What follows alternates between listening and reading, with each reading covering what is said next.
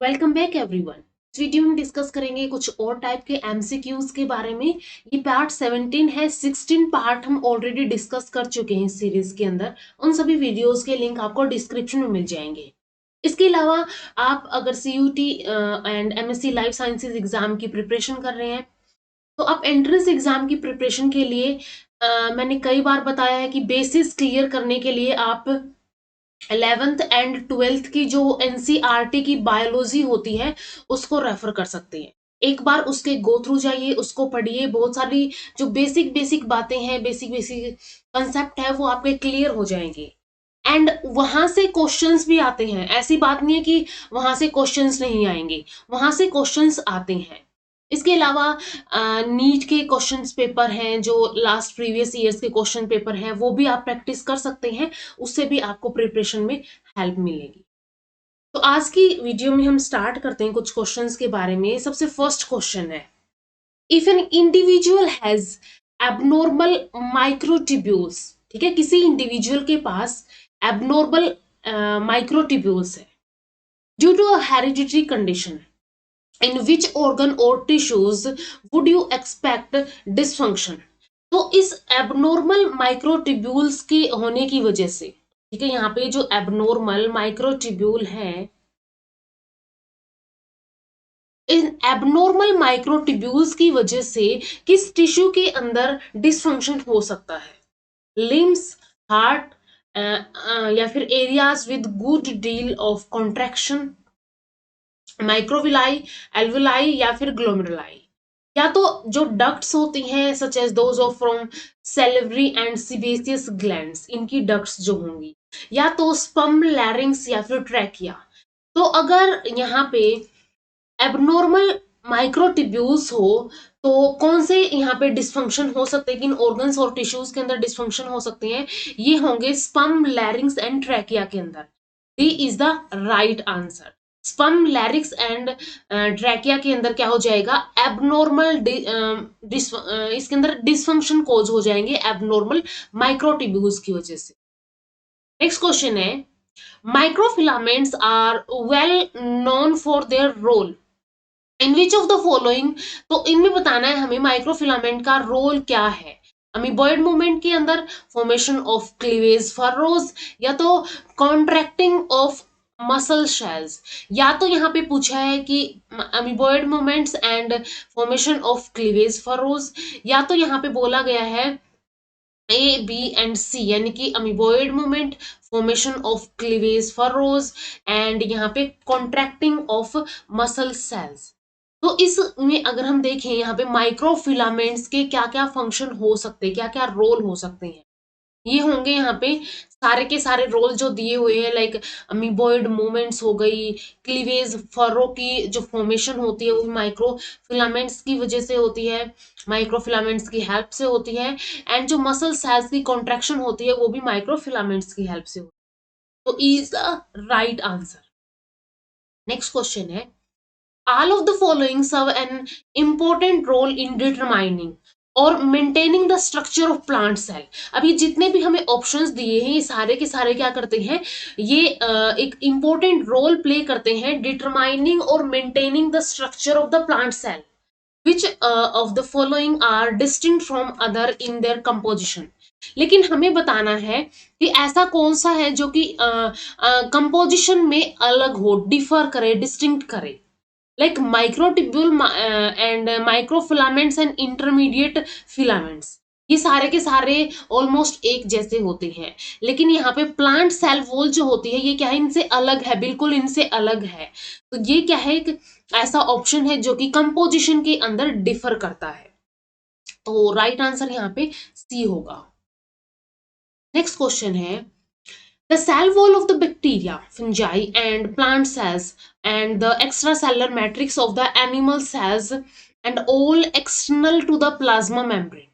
ठीक है, cell wall हो गई बैक्टीरिया की, फंजाई की, प्लांट सेल्स की, and extracellular matrix of animal cell. ठीक है, जो एक्स्ट्रा सेलुलर मैट्रिक्स होता है एनिमल सेल्स के अंदर, ये सारे क्या होते हैं, प्लाज्मा मेम्ब्रेन के एक्सटर्नल होते हैं, क्योंकि सेल वॉल तो बाहर होती ही होती है एंड एक्स्ट्रा सेलुलर मैट्रिक्स भी सेल जो प्लाज्मा मेम्ब्रेन है या फिर इसके बाहर होता है, यानी कि सभी स्ट्रक्चर्स क्या है, प्लाज्मा मेम्ब्रेन के बाहर है।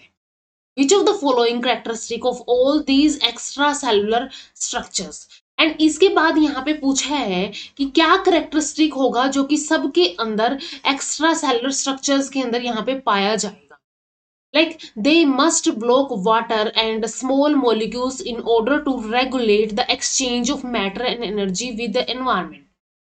कि ये क्या करते हैं, ये इनको अपनी जो ये यहाँ पे जो है ये क्या कर सकते हैं, यहाँ पे ये जो एक्सचेंज होता है उसको ब्लॉक करते, जो एक्सचेंज है मैटर एनर्जी का एनवायरनमेंट से लेके सेल तक, उसको ये ब्लॉक करते हैं।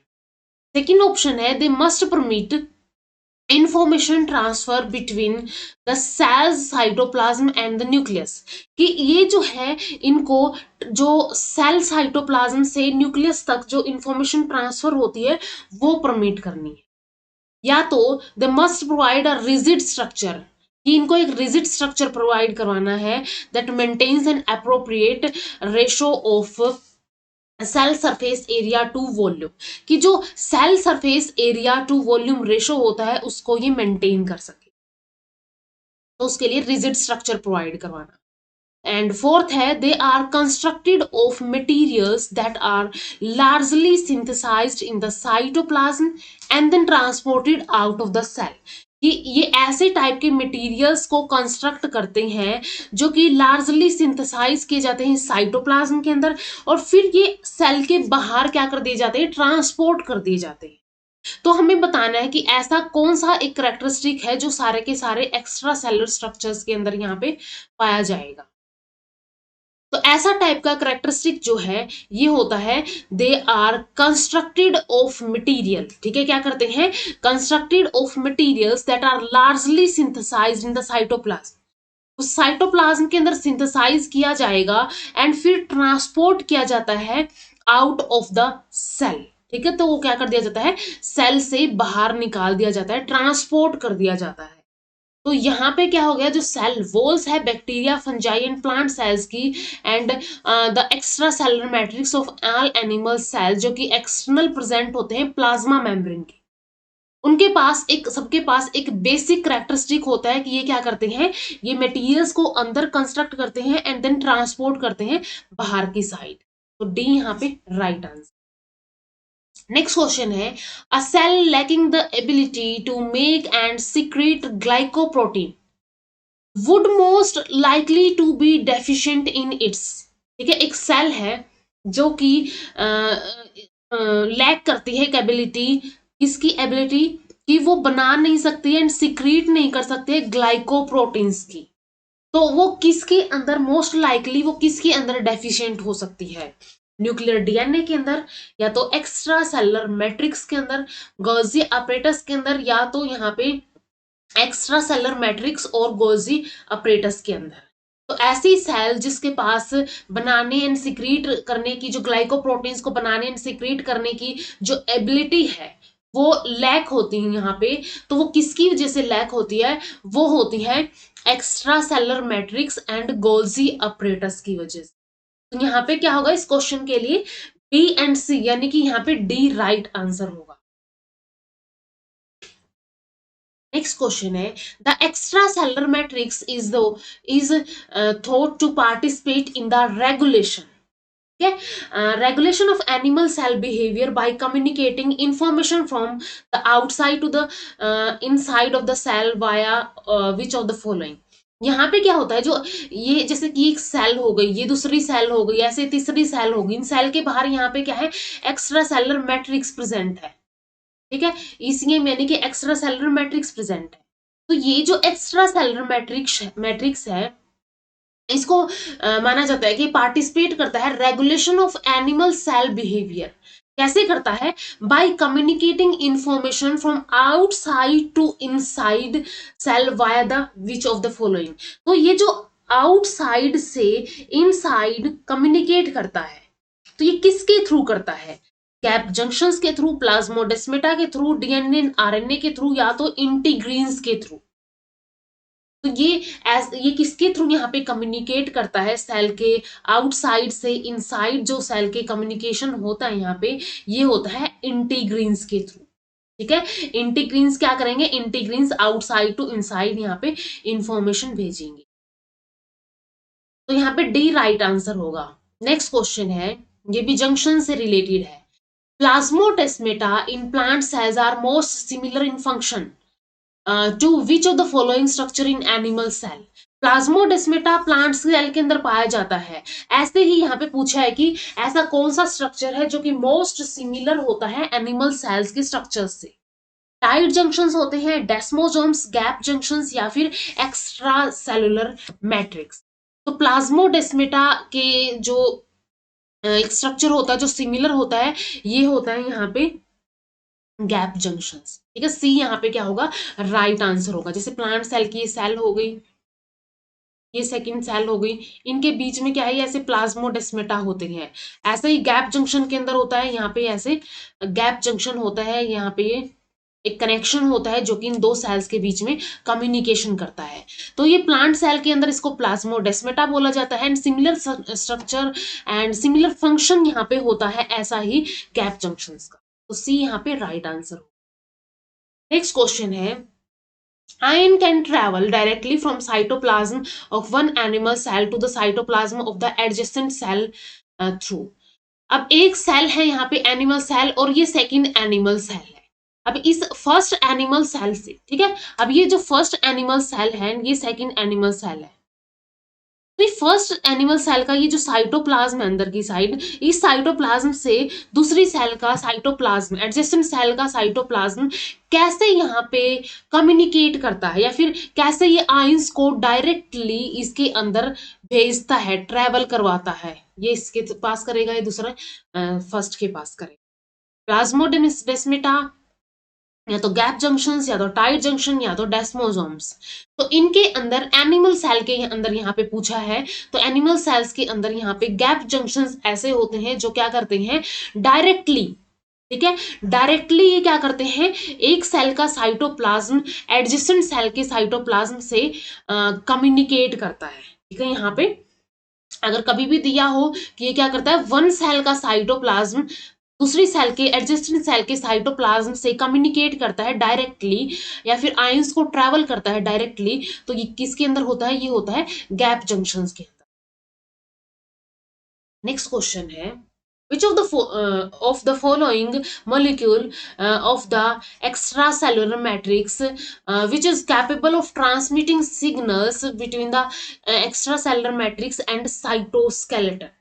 तो यहाँ पे चार मॉलिक्यूल्स दिए हुए हैं, इन चार मॉलिक्यूल्स में से बताना है हमें कौन सा कैपेबल होता है सिग्नल्स को ट्रांसमिट करने के लिए, एंड किसके बीच में, ईसीएम एंड साइटोस्केलेटन के बीच में, फाइब्रोनेक्टिन, प्रोटियोग्लाइकेंस, इंटीग्रिन्स या फिर मिडल लेमिला। तो इनमें से अगर हम बात करें कि ये मॉलिक्यूल्स है ईसीएम के चारों ही, एंड ये इनमें से ऐसा एक मॉलिक्यूल है जो कि ट्रांसमिट करता है ईसीएम के सिग्नल्स को साइटोस्केलेटन तक, तो ऐसा होता है integrin. C is the right answer. Next question है, which cell would be best for studying lysosome. अब इनमें से हमें बतानी है कौन सी ऐसी सेल है जो कि लाइसोसोम्स की बेस्ट स्टडी के लिए यूज की जाती है। Muscle cells, nerve cell, phagocytic white blood cells या फिर leaf cell of a plant. तो इनमें से जो कि बेस्ट यूज की जाती है स्टडी के लिए, लाइसोसोम्स की स्टडी के लिए, ये सेल होती है फैगोसिटिक वाइट ब्लड सेल। ठीक है, सी यहाँ पे राइट आंसर होगा, क्योंकि ऐसे टाइप की सेल्स के अंदर बहुत ज्यादा लाइसोसोम्स पाए जाते हैं।